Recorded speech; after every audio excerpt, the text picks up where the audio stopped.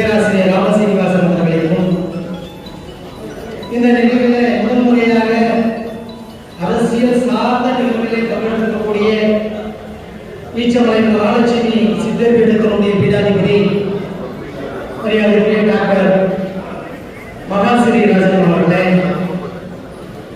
இந்த பெருமக்களுடைய பொறுப்பாளர் பேராசிரியர் மரியாதைக்குரிய கதலை நரசிங்க பெருமாள் அவர்களே, இந்த மாவட்டத்தினுடைய முன்னாள் மாவட்டத்தினுடைய தலைவர் மரியாதைக்குரிய தூரமுறை அவர்களே, மாவட்டத்தினுடைய ஆளுநர் தலைவர் நல்லூர் பேசிப்பாண்டியன் அவர்களே, இந்த நிகழ்விலே பங்கெடுத்திருக்கக்கூடிய என் அருமை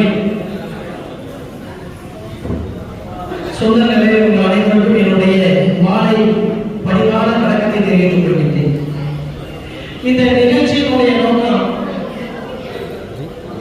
ஒரு அரசியல் கட்சி பிரதிநிதியாக ஒரு அரசியல் கட்சியினுடைய சின்னத்தோடு போட்டியிட்ட நான் என்னை நம்பி வாக்களித்த வாக்காளர் பெருமக்களுக்கு இந்த பருவம் முடியும் பொழுது நான் சுப்பேற்க வேண்டியிருக்க கட்சியில என்னுடைய வேலைக்கே நம்பி மக்கள் சேவைக்கு ஒரு சின்னத்தை கொடுத்து மக்களை சந்திக்க வைத்து வாக்களித்து வெற்றி பெற்ற நான் 5 ஆண்டு கழித்து என்னை தேர்ந்தெடுத்த மக்களுக்கு என்னுடைய அனுபவத்தை சொல்ல கடமைப்பட்டிருக்கின்றேன். அந்த அடிப்படையில் தான் இந்த நிகழ்ச்சியோட நோக்கம். இதுல நம்மளுடைய ஜிஎம் பேசும்போது சொன்னாங்க, கதாநாயகன்லாம் இல்ல, கதாநாயகன் நம்மளுக்கு சம்மந்தம் இல்லை. பொதுவாக சொல்றது ஒவ்வொரு அரசியல் கட்சியினுடைய பிரதிநிதியும் மக்களால் தேர்ந்தெடுக்கப்பட்ட பிரதிநிதியும் தார்மீக கடமையோடு இந்த நிகழ்வை எதிர்காலத்திலே உருவாக்க வேண்டும் என்ற ஒரு முன்னுதாரணமான நிகழ்ச்சியாக இந்த நிகழ்ச்சியை நான் முன்னெடுத்திருக்கின்றேன். அந்த வகையில உண்மையிலே பாரதிய ஜனதா கட்சியினுடைய கடைகோடி தொண்டனாக இருந்த என்னை என்னுடைய 1996 காலகட்டத்திலே நான் பாரதிய ஜனதா கட்சியினுடைய கிளைத்தலைவராக தொடங்கி ஒன்றியத்தினுடைய இளைஞரணி தலைவராக, ஒன்றியத்தினுடைய அமைப்பு செயலாளராக, ஒன்றிய தலைவராக, மாவட்ட தலைவராக ஒரு 6 ஆண்டு, மாவட்ட அமைப்பு செயலாளராக ஒரு 6 ஆண்டு காலம், மாவட்ட தலைவராக ஒரு 3 ஆண்டு காலம், அதற்கு அடுத்தபடியாக மாநில செயற்குழு உறுப்பினர் என்ற பொறுப்பிலே இன்று நான் பயணம் பண்ணிக்கிறேன். இந்த காலகட்டத்தில் எனக்கு 3 விதமான தேர்தல் நான் சந்திச்சிருக்கேன்.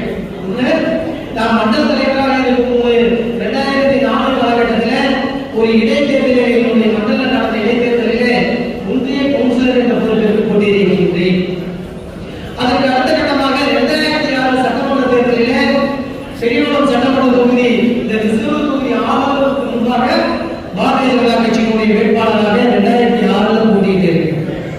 அந்த அடிப்படையில் 2019 பாராளுமன்ற நம்முடைய மாவட்ட கவுன்சிலராக போட்டியிட்டு வெற்றி பெற்றனால் இந்த நேரத்தில் என்னுடைய ஒரு சில வேலை திட்டங்களை என்னால் எது செய்ய முடிந்தது, எது செய்ய முடியல அப்படின்றத உங்களிடம் நான் பகுத்துள்ள கலக்கிறேன். இந்த தேர்தலுடைய வேலைக்காக எத்தனையோ பேர் எனக்கு வெற்றி பெற செய்வதற்காக மாவட்ட மரியாதைக்குரிய கலாவணியர்கள் உட்பட நிறைய பேர் எனக்கு அங்கேயே நன்றியோடு வேலை செஞ்சாங்க. இதுல ஒரு 3 பேர் எனக்கு தூணாக இருந்து என்னுடைய மிகப்பெரிய சக்தி என்று யார் நம்ம அந்த 3 பேர் கூட 3 பேரும் என்னுடைய தேர்தல் வெற்றிக்கு உந்து சக்தியா இருந்தவர்கள் இந்த நேரத்தில் இல்லை. ராஜேஷ் கண்ணன், அதே மாதிரி சிவராமன், தேவப்பட்டியை சேர்ந்த நம்ம தம்பி ஆறுமுகம், இந்த 3 பேர் என்னுடைய வெற்றிக்கு மிக முக்கியமான காரணங்கள் இந்த நேரத்தில் அவர்களுடைய லட்சியத்தை அவர்களுடைய வெற்றிக்காக எனக்கு பாடுபட்டவர்கள் நான் ஒவ்வொரு முடிவோடு நினைச்சு பார்த்து பணி செய்வேன். எந்த வெற்றிகளை எதிர்பார்த்து பணி செய்யக்கூடிய நபர்களாக இருக்கக்கூடியவர்கள் எப்படி வெற்றி சாத்தியமாச்சுன்னு சொன்னா, உண்மையிலே நான் போட்டியிட்ட தொகுதி பாரதிய ஜனதா கட்சிக்கு சாதகங்கள் தான் இருக்கும். ஒட்டுமொத்தமாக சொன்னா நம்மளுடைய கூட்டணி கட்சிக்கு சாதகங்கள் தான் ஒரு நிலப்பகுதி எப்பயுமே ஜெயிச்சதே இல்லை. அப்படியாப்பட்ட இடத்துல கூட்டணி கட்சி சார்பாக நம்மளுக்கு கொடுக்குறாங்க. கூட்டணி கட்சி சார்பாக கொடுக்கும் பொழுது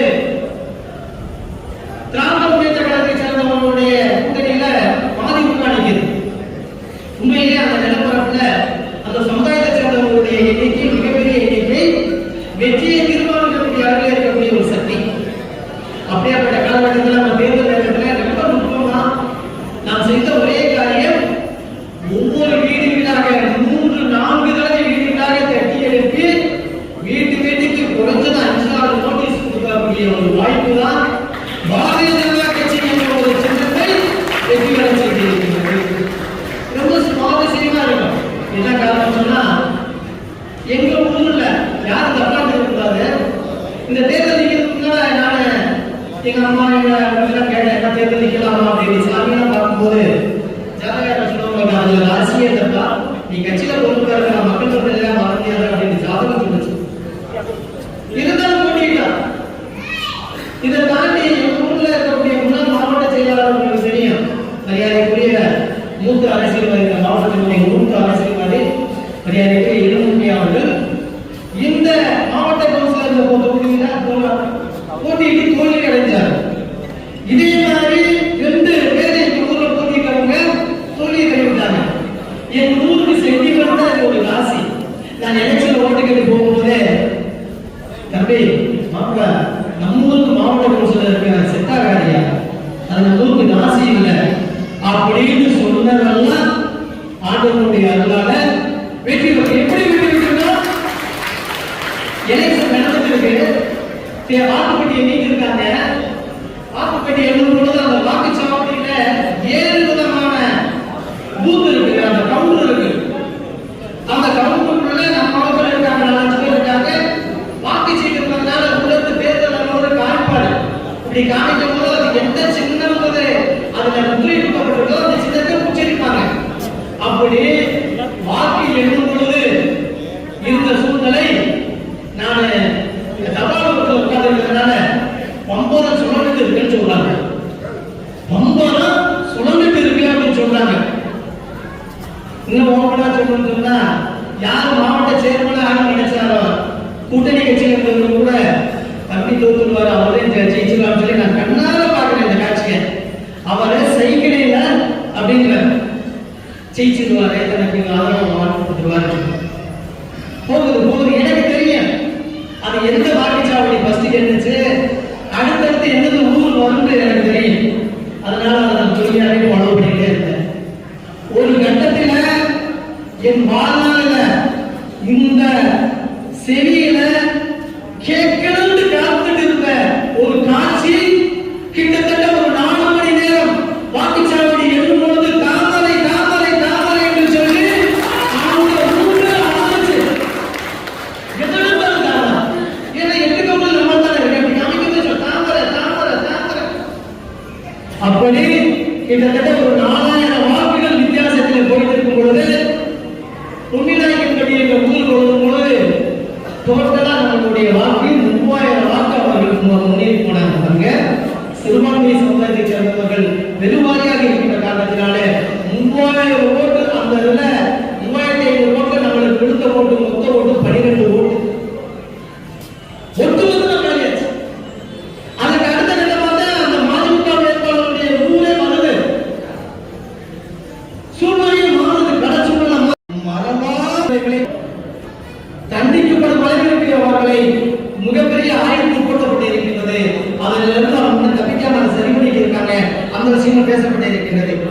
அதே போல தேனி மாவட்டத்தில் மிகப்பெரிய எண்ணிக்கையோடு இருக்கக்கூடிய இந்த பொங்கல் தொகுப்பு இதுக்கு முன்னாடி எப்படி வளர்ப்பாங்க, 1 வாரத்துக்கு கொடுப்பாங்க. ஆனால் வேலைக்கு போறவங்க கிடைக்காம போயிருக்காங்க, 1 வாரம் கொடுப்பாங்க. அப்படி கடந்த வருடத்துக்கு முன்னால் கொடுத்த அந்த 1000 ரூபாய் பணம் 1 நாள் மட்டும் கொடுத்து நிறுத்திட்டாங்க.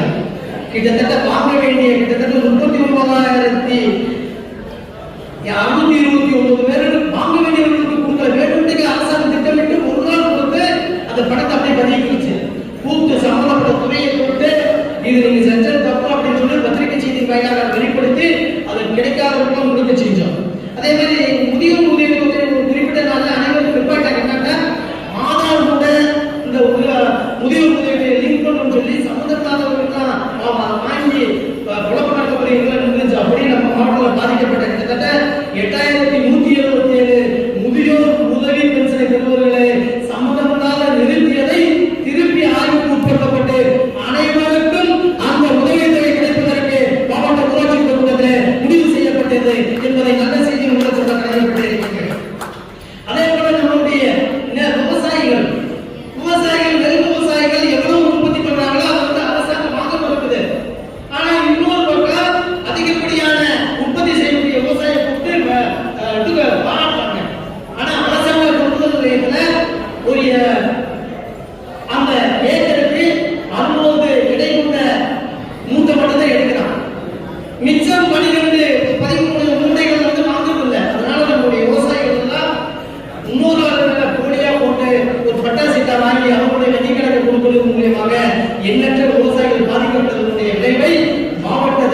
தலைமைக்கு உணர்த்தி அதை சரி செய்வதற்கான முழு முயற்சி எடுக்கப்பட்டிருக்கின்றன. நல்ல செய்தியை மூலம் சொல்ல கிடைக்கப்பட்டிருக்கேன். இந்த லாஸ்ட் கூட்டத்துக்கு முன்பாக நடந்த கூட்டத்துல அரசாங்கம் செய்யக்கூடிய அந்த சதியை நம்ம புரிஞ்சுக்கணும். 2024 பாராளுமன்ற தேர்தலுக்கு முன்பாக 2023 8வது மாசத்துல கிட்டத்தட்ட லட்சக்கணக்கான பேருக்கு வந்து முதியோர் உதவித்தொகைக்கான ஆணை மட்டும் வழங்கப்பட்டிருக்கின்றது. இன்னைக்கு தேதி வரைக்கும் அவங்களுக்கு பணம் போய் சேரல. எத்தனை 1 வருடங்களை தாண்டியும் கூட ஆணை மட்டும் கையில் வைத்திருக்கின்றார்கள். இந்த ஆணையை நம்ம மாவட்டங்களோட கிட்டத்தட்ட 13,000 முதியோர் பென்ஷனை வாங்கிடலாம் நினைச்சிட்டு இருக்கக்கூடியவங்க ஆர்வல கையில் இருக்கு. ஆனா இந்த வரைக்கும் அரசாங்கம் கொடுக்கல. நிறைய முதியவர்கள் அந்த ஆர்டர் காப்பி கையில வச்சு எத்தனையோ உயிரிழப்பு அந்த வயது மூப்பின் காரணமாக எத்தனையோ பேர் வாங்கி 1 மாசத்துல வாங்காம கூட 6 மாதம் கையில வச்சிருக்காங்க. 1 மாசம் வாங்காம கூட செத்த சம்பவம் கூட இருக்கு நம்ம மாவட்டத்துல இருக்கு. இந்த தேதிகளுக்கு இந்த அரசாங்கம் கொடுக்கல. இந்த தேதிகளுக்கு அரசாங்கம் கொடுக்கல. அதனால நம்மளுடைய மாவட்ட ஊராட்சி குழு கூட்டத்தில் ஒரு தீர்மானம் கொண்டு வந்திருக்கின்றோம். அரசாங்கம் எந்த நேரத்தில் ஆணை வழங்கப்பட்டிருக்கின்றதோ அந்த தேதியை குறிப்பிட்டு அந்த தேதியிலிருந்து அவர்களுக்கு மொத்த பணமும் அவர்களுடைய வங்கி கணக்கில் பணம் வைக்கப்படும் என்று மாவட்ட ஊராட்சி குழு கூட்டத்தில் நாம் வந்து தீர்மானம் செய்திருக்கின்றோம். அதே போல மாவட்ட ஊராட்சி குழு கூட்டம் வந்து மிக சுவாரஸ்யமா போகும். எப்படின்னா நம்மளுடைய தமிழக அமைச்சர் அவங்க சொல்லுவாங்களோ, தமிழ்நாடு என்னை மதிச்சு தமிழ்நாடு மத்திய அரசாங்கம் பார்க்கணும்னு சொல்லும்போது மாவட்ட ஊராட்சியில் கூட்டத்தில் ஒரு குரல் உடைக்கும். தேனி மாவட்டத்தை தமிழக அரசு வஞ்சித்து விட்டது என்று சொல்லி அதை கோட் பண்ணி எந்தெந்த வகையில் பாதிக்கப்பட்டிருக்கின்றோம், எந்த அளவுக்கு வேலைவாய்ப்பு பின்தங்கி இருக்கின்றோம், எந்த அளவிற்கு ஒரு உரிமையுள்ள ஒரு அமைச்சர் இல்லாத ஒரு மாவட்டமாக இருந்து ஆளாளுக்கு காரியங்கள் நம்மளுடைய அளவுக்கு இருக்கக்கூடிய சூழ்நிலையில நம்ம வந்து மாவட்ட ஊராட்சி கூட்டத்தில் விவாதிச்சிருக்கோம். அதே மாதிரி மாநில சுயாட்சியை பற்றி பேசுவாரு நம்மளுடைய ஸ்டாலின் முதல்வர் அவர்கள். அந்த நேரத்தில் தேனி மாவட்ட ஊராட்சி கூட்டத்தில் மாநில சுயாட்சியை பற்றி வாய்கிலேயே பேசும் தமிழக முதலமைச்சர் அவர்களே, 3 ஊராட்சியில மாவட்ட ஊராட்சியினுடைய செயல்பாட்டை ஏன் முடக்குகிறீர்கள் என்று சொல்லி தீர்மானம் இயற்றப்பட்டிருக்கின்றது. அது வந்து பார்ப்பதற்கு வித்தியாசமா தெரியல. ஏன்னா அப்பப்ப நம்ம கொடுக்க வேண்டிய இடத்துல இருந்ததுனால அதை நாம கொடுத்து கொண்டே இருந்தோம். அதே மாதிரி வங்கதேசத்துல பாதிக்கப்பட்ட நம்மளுடைய இந்து சமுதாயத்திற்கு உடனடி பாதிப்பை அதை தடுத்து நிறுத்தி அந்த வங்கதேசத்தில் வாழக்கூடிய இந்துக்களுக்கு பாதுகாப்பு கொடுக்க வேண்டும் என்று சொல்லி நம்மளுடைய தேனி மாவட்ட ஊராட்சி கூட்டத்தில் தீர்மானம் நிறைவேற்றப்பட்டிருக்கின்றது.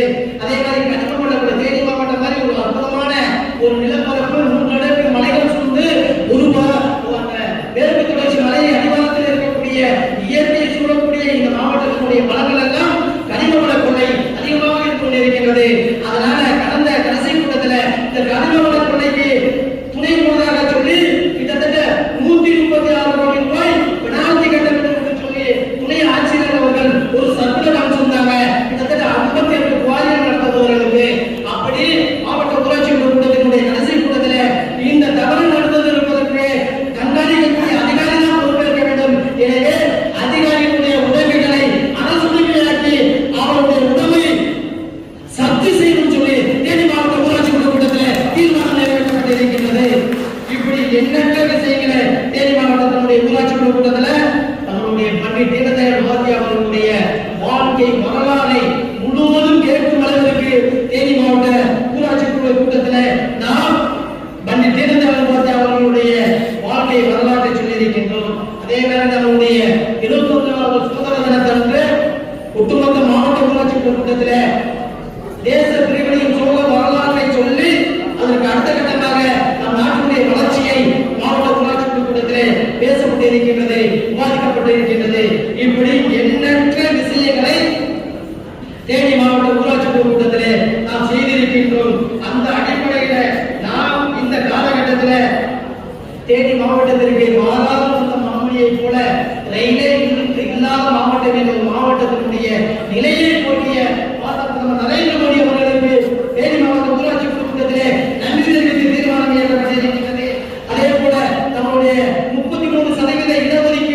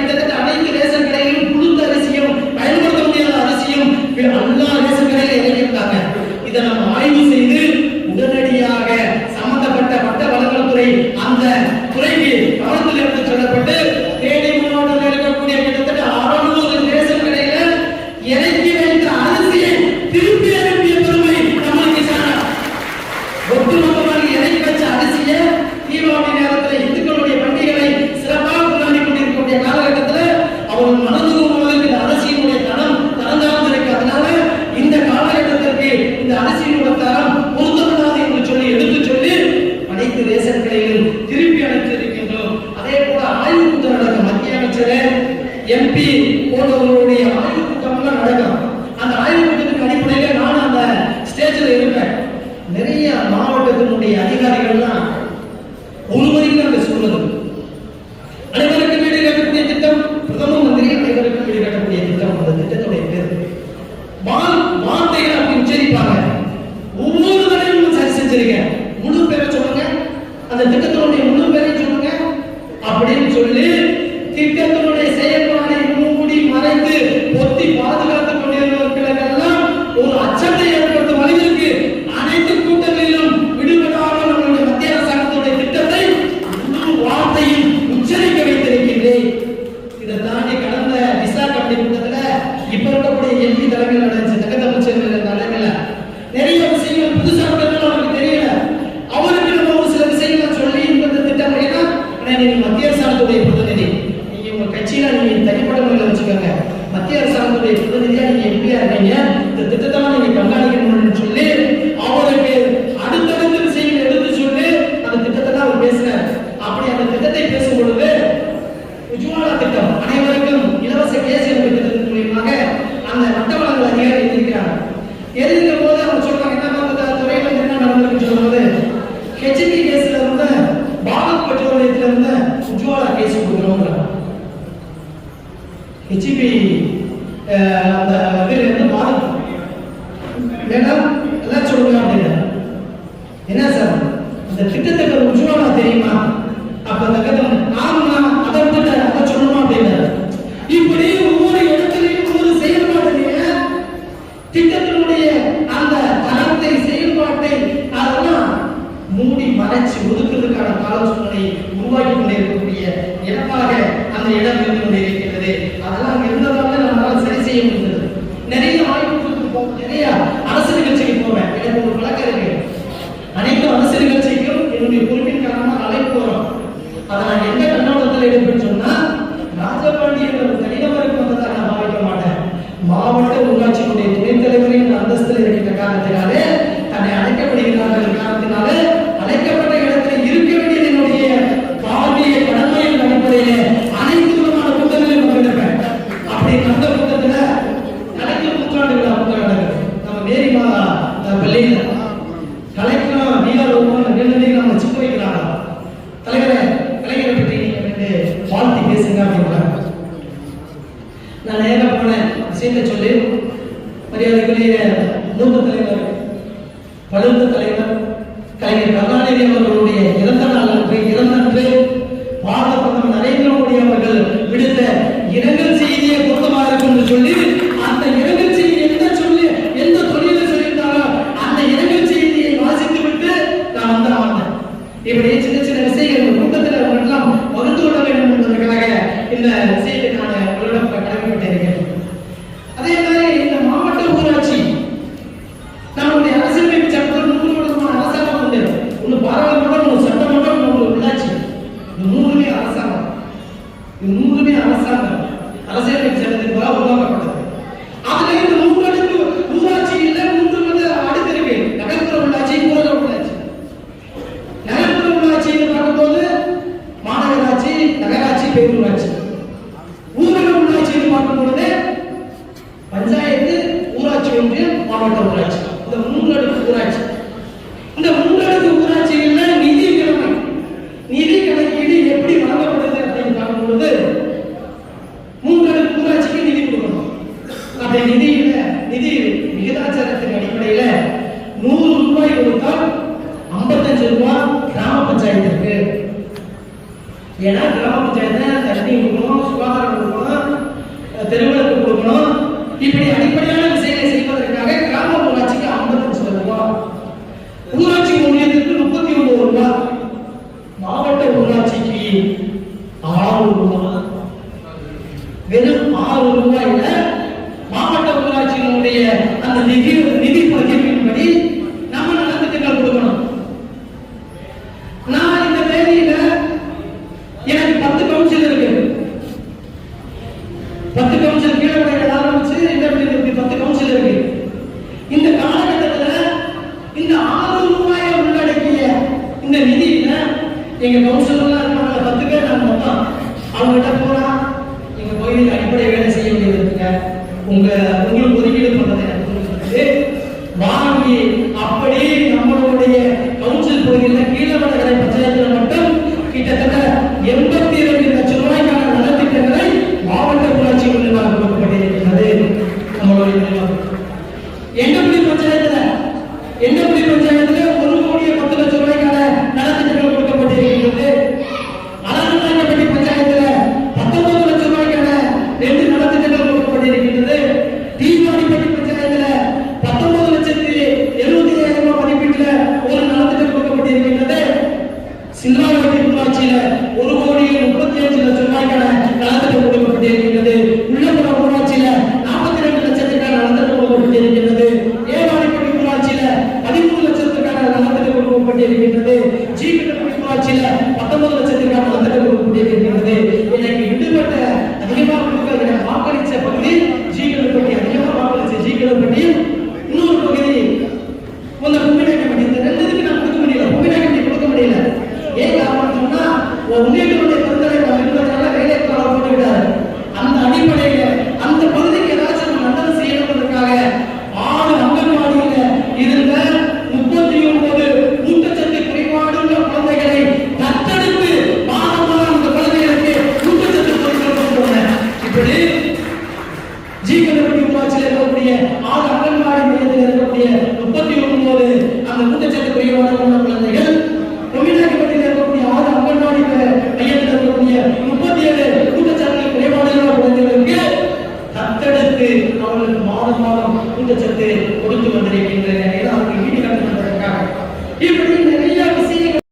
இந்த பேர்ல பண்டிட் தீனதயாள் உபாத்யாயா சிறந்த மாவட்ட ஊராட்சி என்ற ஒரு ஊராட்சிக்கான அங்கீகாரத்தை இந்த கடைக்கோடி ஒரு தொண்டர்களுக்கு காலகட்டத்தில் அதற்கான அங்கீகாரம் கிடைக்கிறது என்று சொன்னால் அது ஆண்டவனுடைய அருளில்லாமல் அது சாத்தியமில்லை என்பதை நான் உணர்கின்றேன். நான் ஒன்றும் எடுத்துக்காட்டு, எனக்கு அரசியல் இன்னும் எதுவும் என் குடும்பத்தை சேர்ந்தவர்கள் யாரும் அரசியல் ரீதியாக பெரிய அளவில் அரசியல் அவங்களும் பெரிய அளவில் அரசு உத்தியோகத்தில் அரசு பணியில் அல்ல, சாதாரண ஒரு குடும்பத்தில் பிறந்த நான் என்னுடைய லட்சியத்தில் முழு முழுவதுடைய அக்கறையோடு படித்த காரணத்தினாலே ஜாதகம் கூட ஜெயிக்காது என்பதை கணிப்பை முறியடித்து என்னுடைய பணிக்கு கொடுத்த அங்கீகாரம் கொடுத்தாங்க. இது எனக்கு பணிக்கு கொடுத்த அங்கீகாரம். இது எனக்கு மாத்திரம் சாத்தியமில்லை சகோதரர்களே, உங்கள் அனைவருக்குமே சாத்தியம். ஏன் சொல்றவங்களுடைய கதவை அவங்க சொல்லும்போது அதெல்லாம் நியாயமான செய்யலாம்.